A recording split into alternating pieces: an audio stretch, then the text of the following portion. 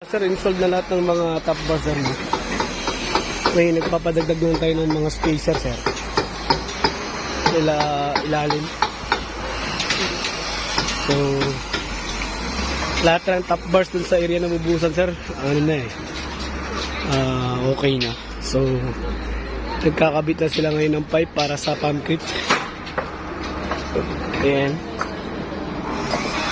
Connecting yung pipe na yan, no? Ayan.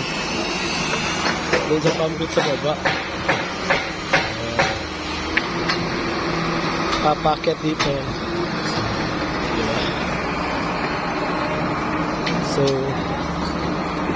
yung mga balanse kagabi, sir, kahapon, medyo na ano naman, no?